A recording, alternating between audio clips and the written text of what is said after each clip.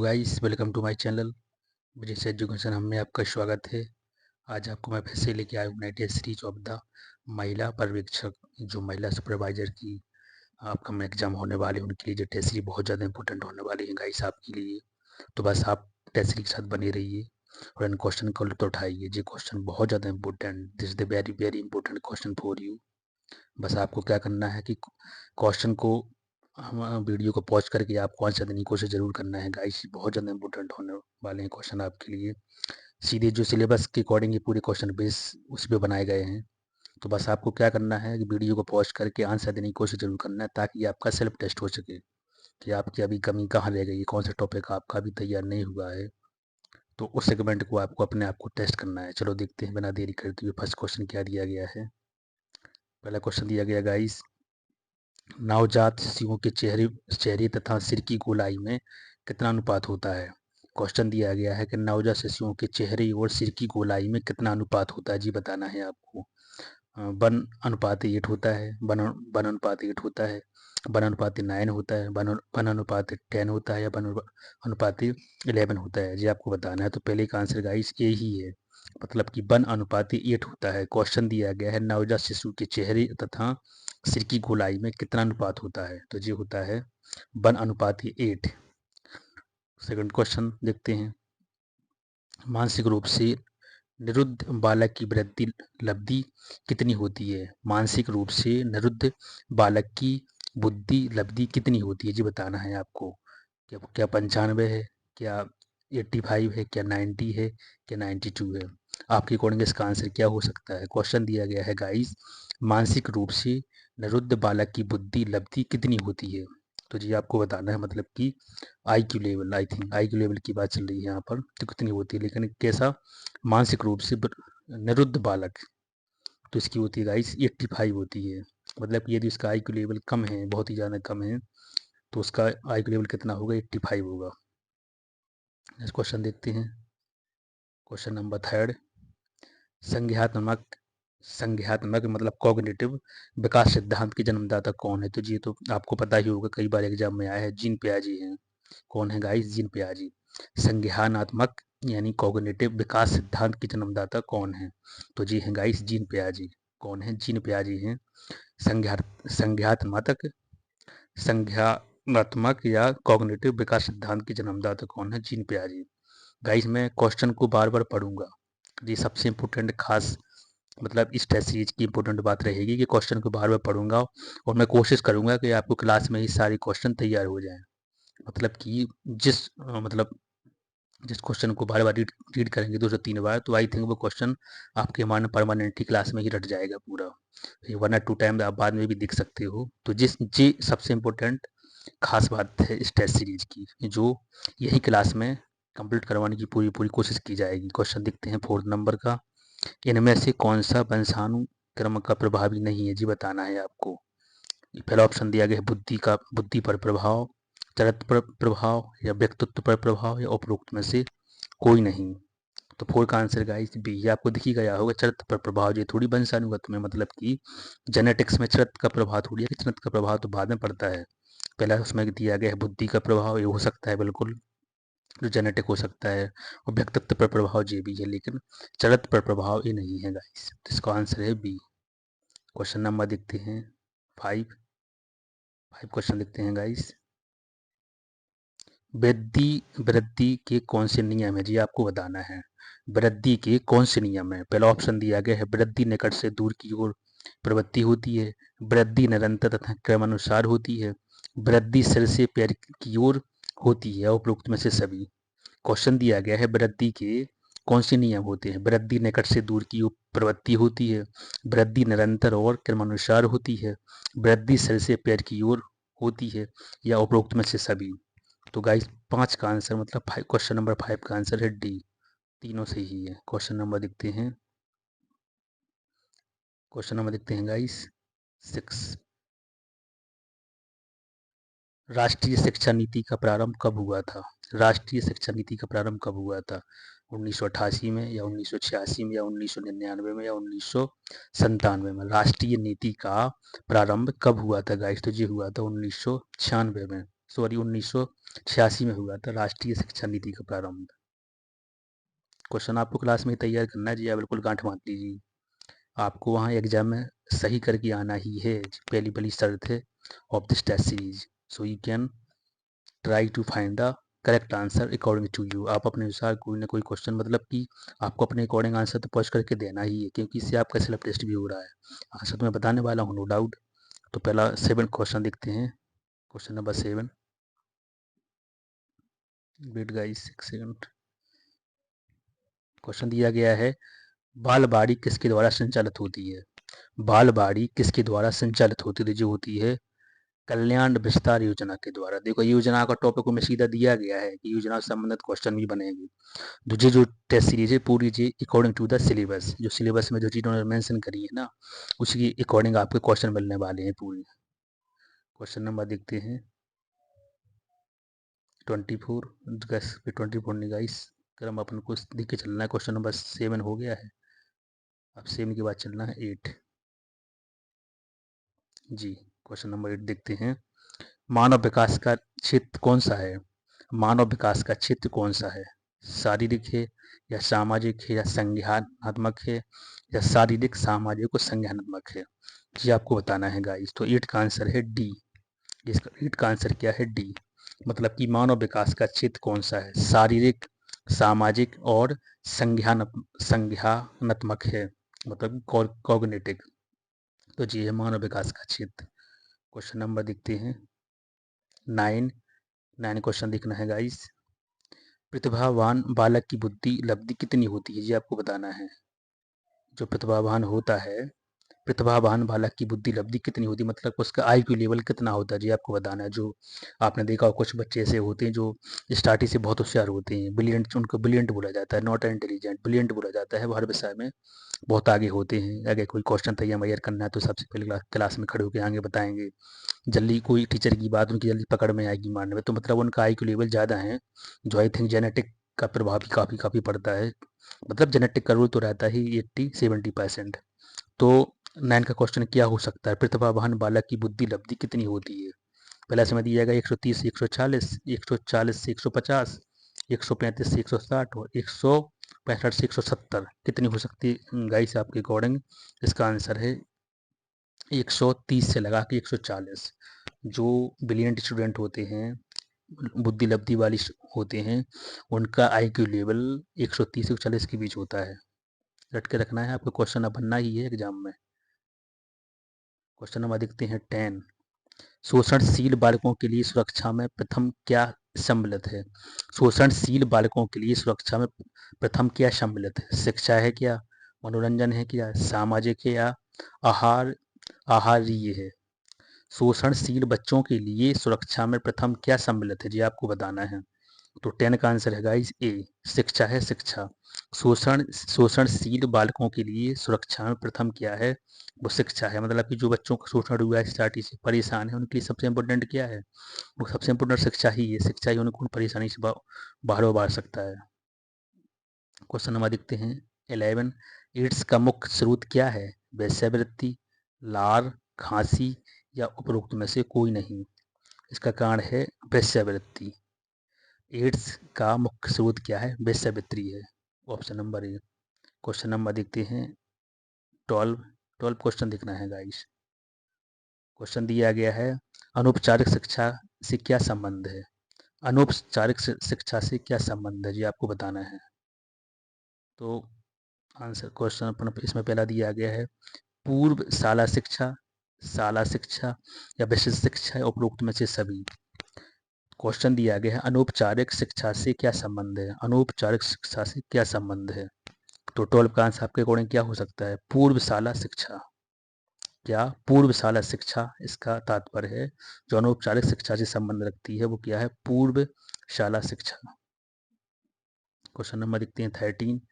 शैशवावस्था की विशेषता कौन सी है, जी आपको बताना है। पहला दिया गया है मानसिक क्रियाएं, दूसरा दिया गया दूसरों पर निर्भरता, तीसरा दिया गया संवेगों का प्रदर्शन, और डी दिया गया उपरोक्त में सभी। तो 13 का आंसर है इस डी। क्वेश्चन दिया गया है शैशवावस्था की विशेषता कौन सी है? तो मानसिक क्रियाएं, बिल्कुल जीवी पनपेगी, दूसरों पर निर्भरता भी, और संवेगों का प्रदर्शन। संवेगों का प्रदर्शन, ये भी है तो उपरोक्त में से सही पूरे।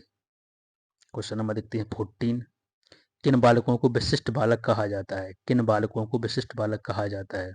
प्रतिभावान बालक को, या शारीरिक अक्षमता से युक्त बालक को, या मानसिक रूप से निरुद्ध बालक को? क्वेश्चन दिया गया है गाइस, किन बालकों को विशिष्ट बालक कहा जाता है? प्रतिभावान बालक को, शारीरिक अक्षमता से युक्त बालक को, या मानसिक रूप से निरुद्ध बालक को, या उपरोक्त में से सभी? इसका आंसर क्या हो सकता है गाइस आपके अकॉर्डिंग? इसका आंसर भी डी है। क्या है? डी है। किन बालकों को विशिष्ट बालक कहा जाएगा? तो प्रतिभावान भी होना चाहिए, शारीरिक सक्षम से युक्त होना चाहिए, और मानसिक रूप से निरुद्ध बालक होना चाहिए। उन्हें बोलेंगे क्या? विशिष्ट बालक। क्वेश्चन नंबर देखते हैं 15। बाल्यावस्था की आयु क्या होती है? मतलब कि आपको देखो कॉन्सेप्ट आपके पूरे पूरे क्लियर होना चाहिए कि देखो वैकेंसी इतनी ज़्यादा मतलब ठीक ठाक है, एवरेज वैकेंसी है, बट वही निकलेगा, वही मतलब आगे बिल्कुल अच्छा स्कोर कर पाएगा जिसको जिसको बिल्कुल जिसके कॉन्सेप्ट क्लियर होंगे। वो पूरी पूरी फैक्ट पकड़ होगी, क्योंकि फैक्चुअल क्वेश्चन तो पूरे आना ही है। तो फैक्ट पे आपकी पकड़ ऐसी होना चाहिए कि बिल्कुल आपको बारीकी से बारीकी क्वेश्चन आप सही कर पाएँ, तो तभी आप उसमें रेस में आगे हो पाएंगे। तो आपको हर क्वेश्चन को संभल के पढ़ना है, और जहाँ आपको डिफिकल्ट लगे वहाँ पर उस क्वेश्चन को अपने नोट्स में लिख लेना है, या आप वीडियो भी बार बार देख सकते हो, ये सबसे बेस्ट है। क्वेश्चन दिया गया बाल्यावस्था की आयु क्या है, तो ये है गाइस आंसर है इसका बी, 3 से 12 है। बाल्यावस्था की आयु क्या है? 3 से 12 है गाइस। क्वेश्चन नंबर देखते हैं 16। 16 का क्रम मिलेगा अपन को यहाँ से, क्रम वेट गाइस, क्रम भी अपन को वेट गाइस 16 क्वेश्चन दिया गया है।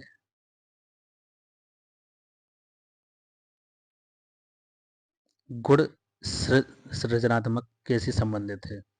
गुण सृजनात्मकता से कैसे संबंधित है? अंतर्मुखी से, या बहिर्मुखी से, या सोच से, या उपरोक्त में सभी से? तो 16 का आंसर गाइस क्या हो सकता है? इसका आंसर है सी, सोच से है। गुण सृजनात्मकता किससे संबंधित है? तो ये है सोच से। देखो हर क्वेश्चन का आंसर उपरोक्त में सभी थोड़ी हो सकता है, ये भी आपको पता होना चाहिए।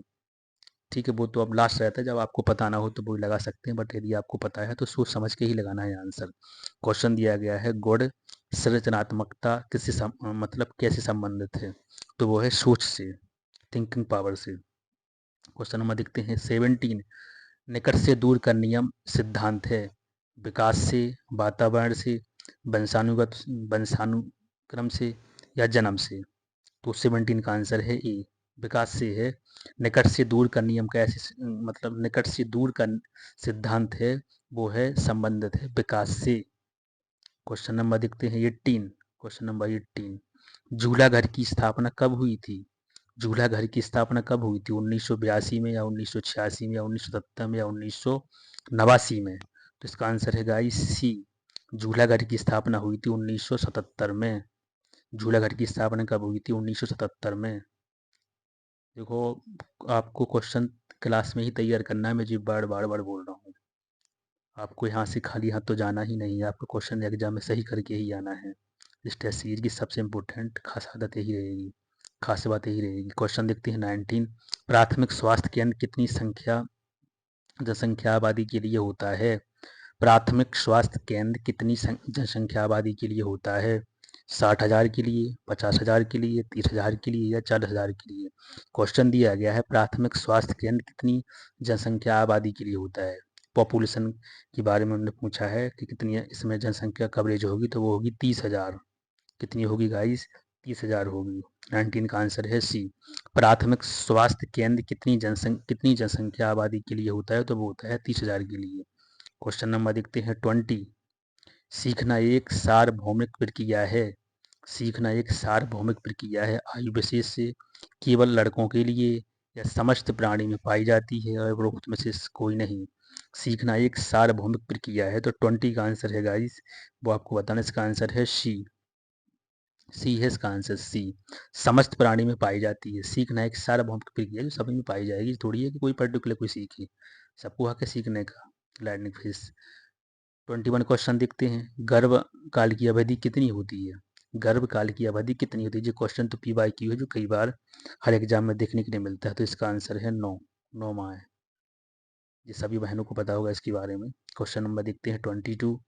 WHO की गतिविधियाँ कौन सी हैं? WHO की गतिविधियाँ कौन सी हैं? तो इसका पहला दिया गया है पर्यावरण की स्वास्थ्य, मानव शक्ति का विकास, विशिष्ट रोगों का निरोध या नियंत्रण, उपरोक्त में से सभी। क्वेश्चन दिया गया है गाइस, WHO की गतिविधियां कौन सी होती हैं? तो पर्यावरण की स्वास्थ्य है, मानव शक्ति का विकास है, या विशिष्ट रोगों का निरोध एवं नियंत्रण है, या उपरोक्त में से सभी। तो 22 का आंसर है गाइस डी। क्या है 22 का आंसर डी? देखो क्वेश्चन, कुछ क्वेश्चन ऐसे हैं जो आपको पीवाई की मिलेंगे, मतलब कि जो ऑलरेडी क्वेश्चन में आए हैं। जैसे ये वाला क्वेश्चन मैंने आपको बताया है, गर्भ काल वाला, जो क्वेश्चन यूपीएससी में आया है। मतलब मैंने बोला है कि सब बहनों, सबको पता है इसके बारे में, everything know about this question because of this question came in UPSC. जो क्वेश्चन यूपीएससी में आया है, गर्भकाल के बारे के बारे में पूछा था। तो ऐसी बात नहीं है, क्वेश्चन आपको कुछ क्वेश्चन ऐसे मिलेंगे जो मतलब महिला पर्यवेक्षक के लिए तो हैं, महिला सुपरवाइजर के लिए तो ही है, जो उन्हें टॉपिक मतलब जो उन्हें सिलेबस दिया है, बट सबके लिए भी है। मतलब हर एग्जाम में भी आपको, जैसे उन्हें ईवीएस डाल दी, महिला बाल विकास, दो चार क्वेश्चन तो डाल ही देते हैं जो सबके लिए उसके बारे में अवेयरनेस होना जरूरी है। क्वेश्चन नंबर देखते हैं अपन 23 देखना है। 23 क्वेश्चन दिया गया, शारीरिक वृद्धि चक्र परिभाषा है। शारीरिक वृद्धि चक्र की परिभाषा क्या है वो आपको बताना है। पहला दिया गया है विभिन्न गति की काल चक्र अवस्थाओं। दूसरा दिया गया है नियमित दर। तो इसका वेट गाइस, इसके मैं देख लूँ इसका ऑप्शन 23 की, और तीव्र, और उसमें दिया गया है तीव्र गति या उपरोक्त में से सभी।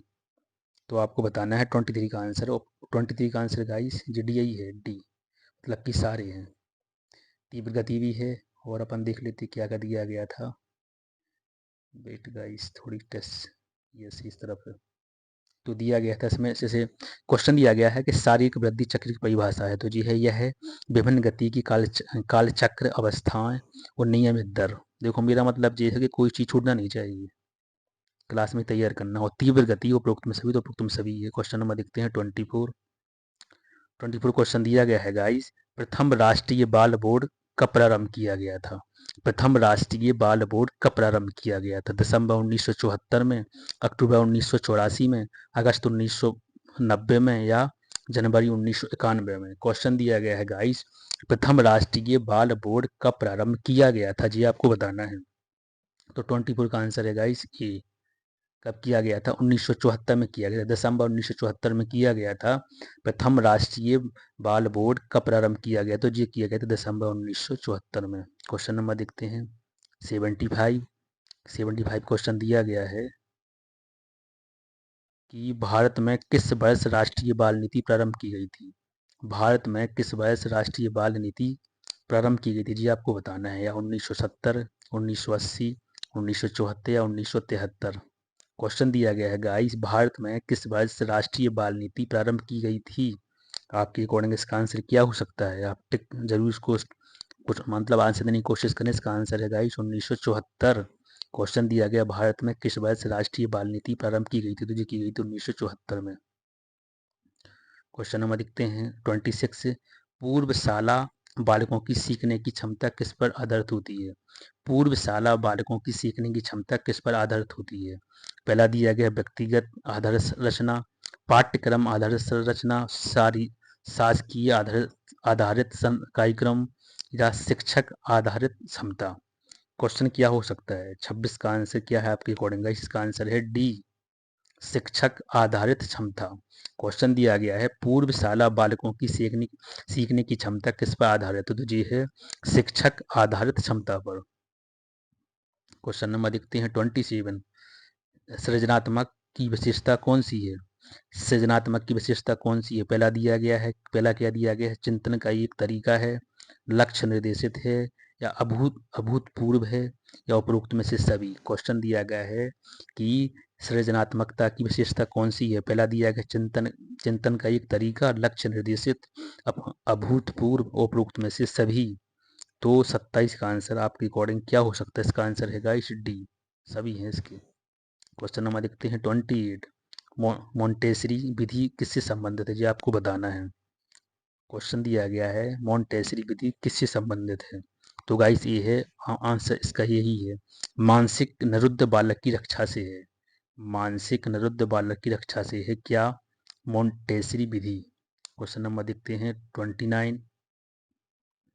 निम्न में से कौन सा क्रियात्मक विकास का प्रकार है? पहला दिया गया है स्थूल गतिविधियों कौशल सूक्ष्म क्रियात्मक, सी दिया गया है स्थूल गतिविधियों का कौशल और डी दिया गया है उपरोक्त में से सभी। तो 29 का आंसर गाइस क्या हो सकता है? इसका आंसर है सी स्थूल गतिविधियां कौशल। क्वेश्चन दिया गया है निम्न में से कौन सा क्रियात्मक विकास का प्रकार है? जी आपको बताना है, तो जी है स्थूल गतिविधियां कौशल। 29 का आंसर है गाइस सी। क्वेश्चन नंबर देखते हैं 30। मानव दांत प्रमुख भाग है, मानव दांत का प्रमुख भाग कौन सा है? जी आपको बताना है मानव दांत का प्रमुख भाग कौन सा है। पहला दिया गया है एनेमल, बी दिया गया है क्रेटिन, सी दिया गया है टॉलिन और सी दिया गया है डी दिया गया है डेंटिन। तो 30 का आंसर है डेंटन है डेंटिन। 30 का आंसर गाइस क्या है? इसका आंसर है डी मानव दांत का प्रमुख भाग कौन सा है? तो डेंटन है, याद रखना आप। क्वेश्चन नंबर देखते हैं 31।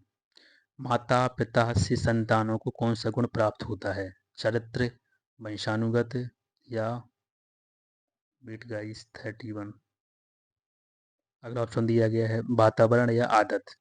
तो आपको तो पता होगा इसका आंसर क्या हो सकता है। इसका आंसर तो बहुत दिया गया था ना वंशानुगत, जो इसमें दिया गया ना है, जो अपन को माता पिता से मिलता है वो क्या मिलता है? जेनेटिक्स चीजें तो मिलती हैं वंशानुगत, तो वो ये इसका आंसर है बी। अब नेक्स्ट क्वेश्चन देखते हैं 32। क्वेश्चन अपन को दिख रहा है 32। नवजात शिशु की श्वास गति कितनी होती है? नवजात शिशु की श्वास गति कितनी होती है? 80 से 100 प्रति मिनट, 35 से 50 प्रति मिनट, 40 से 45 प्रति मिनट या 50 से 60 प्रति मिनट, कितनी होती है? 32 का आंसर क्या है? इसका आंसर है गाइस बी 35 से 50 प्रति मिनट होती है नवजात शिशु की श्वास गति। कितनी होती है? 35 से 50 प्रति मिनट। 33 देखो क्वेश्चन दी 33 क्वेश्चन देखना है। कम सुनने वाले बालक के लिए उपयोग की गई शिक्षण विधि कौन सी है? कम सुनने वाले बालक के लिए उपयोग की गई शिक्षण विधि कौन सी है? पहला दिया गया हस्त विधि, बी दिया गया है मौखिक विधि, सी दिया गया है चिन्ह भाषा विधि और डी दिया गया उपरोक्त में सभी। क्वेश्चन दिया गया है कम सुनने वाले बालक के लिए उपयोग की गई शिक्षण विधि कौन सी है? तो 33 का आंसर आपके अकॉर्डिंग गाइस क्या हो सकता है? इसका आंसर है डी हस्त विधि भी है, मौखिक विधि भी है और चिन्ह भाषा विधि भी है। क्वेश्चन दिया गया है कम सुनने वाले बालक के लिए उपयोग की गई शिक्षण विधि कौन सी होती है? हस्त विधि भी हो सकती है, मौखिक भी होती है और चिन्ह भाषा विधि भी होती है, तीनों। Option number D. Question number 34। एक औंस दूध से किलो कैलोरी मतलब कितनी मिलती है? एक औंस दूध से कैलोरी प्राप्त होती है 30 से 40 कैलोरी, 45 कैलोरी और सी से 18 से 20 और 37 से 50। तो आपको बताना है कि एक औंस दूध से कैलोरी प्राप्त होती है। औंस मतलब कि वहाँ पर कोई मापने वाली इकाई यदि यहाँ पर दी गई है तो ये आपको बताना है। तो 34 का आंसर आपके अकॉर्डिंग गाइस क्या हो सकता है? इसका आंसर है सी, मतलब कि 18 से 20 कैलोरी होती है एक औंस दूध से। कैलोरी प्राप्त कितनी होती है? 18 से 20 कैलोरी होती है। Option number C. Question number देखते हैं 35। बालकों की संवेग क्या होती है? जी आपको बताना है बालकों की संवेग क्या होती है? अनुपस्थिति होती है, स्थायी होती है, असंतुलित होती है, उपरोक्त में सभी, उपरोक्त में से कोई नहीं। क्वेश्चन दिया गया है बालकों की संवेग क्या होती है? जी आपको बताना है। तो 35 का आंसर है सी असंतुलित असंतुलित होती है। क्वेश्चन दिया गया बालकों के संवेग क्या होते हैं? असंतुलित होते हैं, मतलब ऐसा थोड़ी होंगे संवेग। क्वेश्चन नंबर देखते हैं 36। मेंडल का नियम किससे संबंधित है? ये आपको बताना है वातावरण से है या विकास से है या वृद्धि से है या वंशानुगत से है, वंशानुक्रम से है। मेंडल का जो नियम है ना वो किससे संबंधित है? तो वो है गाइस, फिर भी आपके अकॉर्डिंग आंसर क्या हो सकता है? इसका आंसर है डी वंशानुक्रम से है। मेंडल का नियम किससे संबंधित है? ये है जेनेटिक्स से, यानी वंशानुक्रम से है। क्वेश्चन नंबर देखते हैं 37। निम्न में से ड्राइवर की सरस कल्पना की कौन से प्रकार हैं? निम्न में से ड्राइवर की सरस कल्पना की कौन से प्रकार हैं? पहला दिया गया है कलात्मक कल्पना, बी दिया गया है मंत्रक तरंगी कल्पना, सी दिया गया है कलात्मक तथा मनतरंगी कल्पना, और डी दिया गया है उपरोक्त में से कोई नहीं। निम्न में से ड्राइवर की सरस कल्पना के कौन से प्रकार हैं?